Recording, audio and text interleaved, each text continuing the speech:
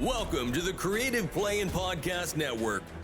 Join us as we share our favorite RPGs, one-shot games, tabletop games, reviews, and convention panels. Sit back and enjoy the show.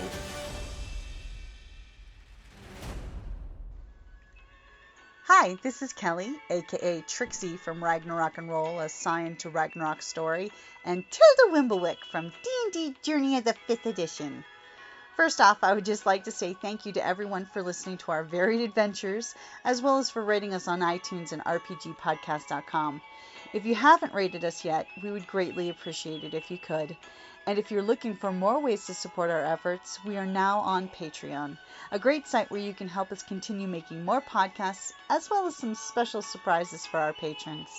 If you can, please look us up at www.patreon.com/cppn. Every little bit helps. And again, thank you for listening. Hey guys, Jim here, And Kelly. and we are back for the 24th installment of hashtag RPG a Day 2024. Lots of 20s and 24s there. And on this 24th day, we will bring acclaim to RPG a Day. We will bring what? Acclaim! Acclaim. Acclaim Acclaim. advice? I thought. It's acclaimed advice. Advice. Yes. See how I opened the passageway for you there? I'm not sure what character I was going for. Maybe, I know, I was a little confused. maybe I want some acclaim with my fava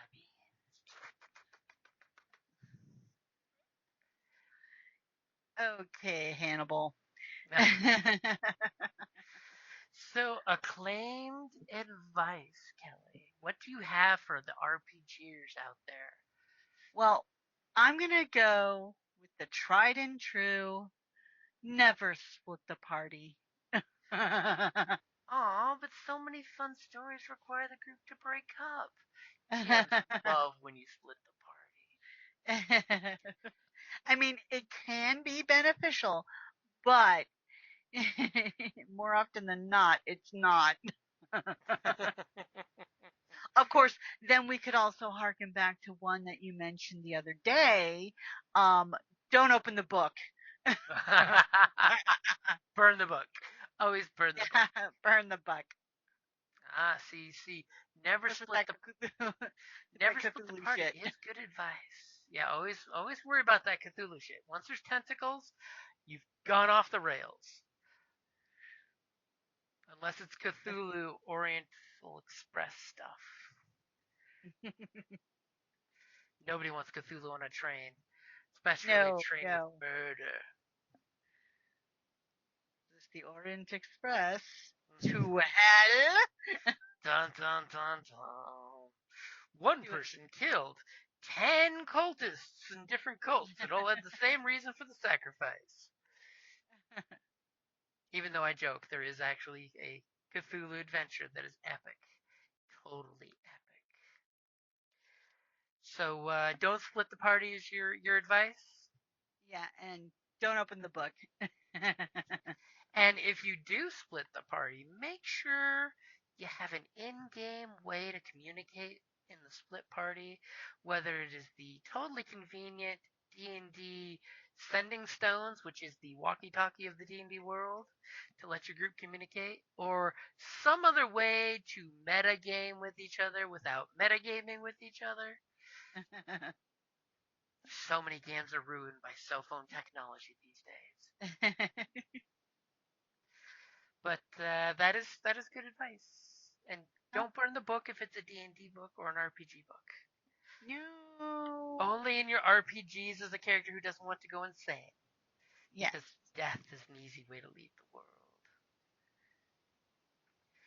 So my acclaimed advice is going to be the one I always give on any of the chat rooms or social medias when somebody's like, I'm running my first game, give me some advice. My advice is GMs, have fun. You're a player too in this game. I know there's a lot of workload on you. It's okay to share the workload. Like, if you want to have one of your players handling keeping track of initiative, boom. Somebody keeping track of experience, boom. Ask your players, but have fun. GMing is hard work, but after a while, once you keep GMing, you'll be like, wow, this is way more fun than playing sometimes because I can be all the NPCs. Or I can be a real jerk and murder my friend across the table today. In character, of course. Of course. And in case the NSA is listening in on this podcast at this moment, always make sure on your search engines you type in for DND. But make sure you have fun. I mean, at the game table, I know there's moments where everybody wants seriousness, like, oh my god, horror games out of game table. It is hard to get the tone and not have someone like break character and have a fun, but you're having fun at the table. So as long as everyone is having fun, that's success. Hey, You one of know? my favorite horror movies is it's kind of tongue in cheek, A Cabin in the Woods. Oh, It's yeah. hilarious. It pokes fun at horror movies, but it's still a horror movie. It So, embraces the cheese.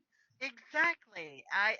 You know, Mhm. there is room for a little levity when you're playing even a horror game.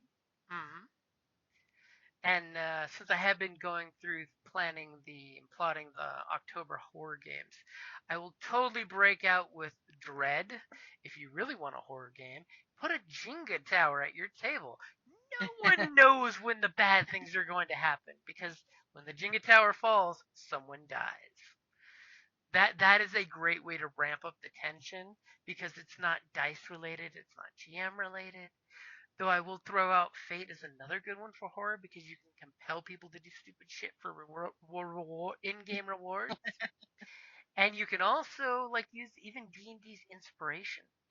You can make sure that the game is set to bring horror tension. But that's not the topic of the day. Let me get off of that. But advice is to have fun. Make sure everyone is having fun at the table. Sometimes you got to like poke a quiet player to make sure they're in it, and it could totally be they're in their headspace doing something else, and they just like to sit and be part of the collective group. Know what kind of players your players are. Fourth and third edition D&D GM guides have great advice. Fifth, not a big one for it. I mean, the new 5.5 might have some cool articles in it. Haven't looked at any of that stuff, but make sure you know what kind of players you have around the table because some will be the thespian. They get off on the actual being in character and talking in character.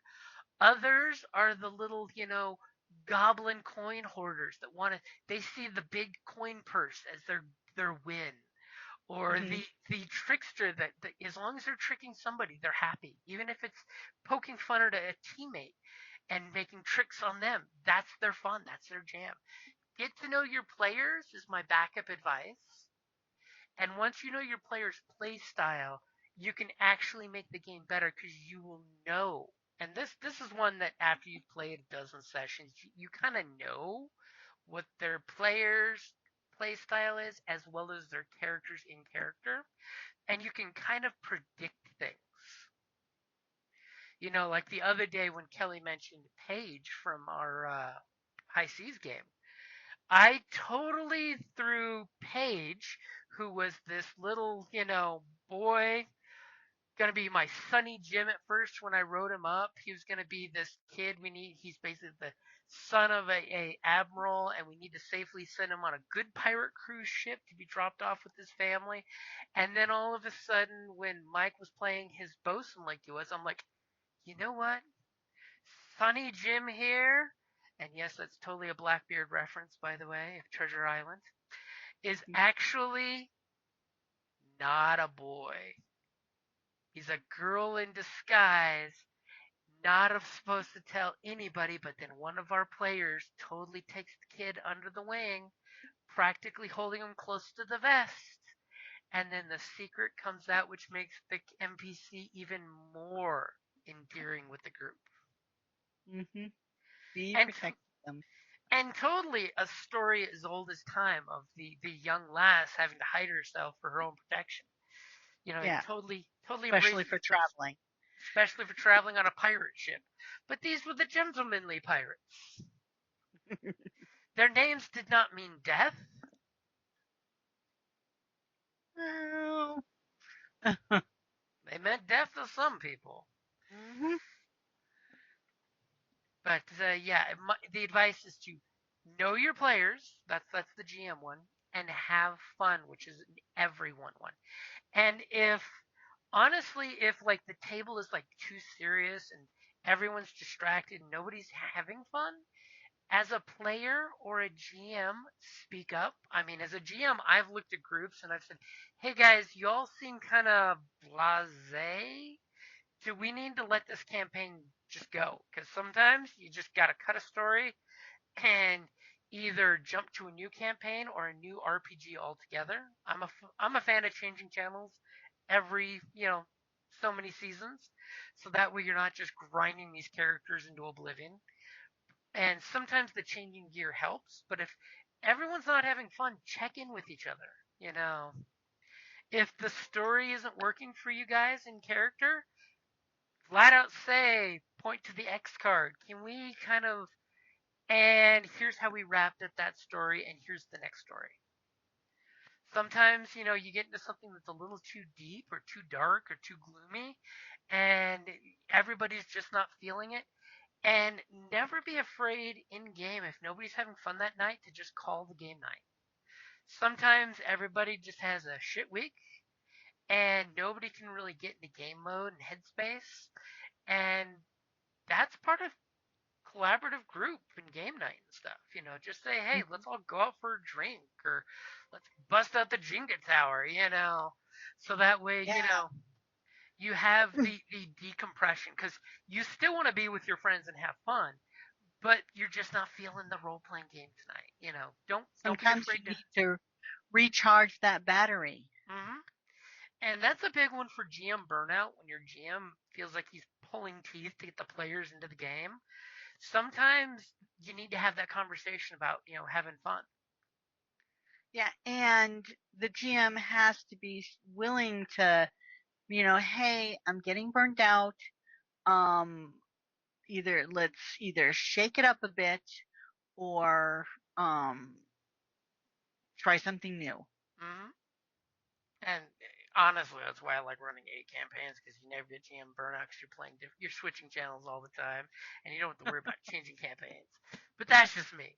Unless it's time for a seasonal, you know poll on Patreon of what new RPG should this night's group play.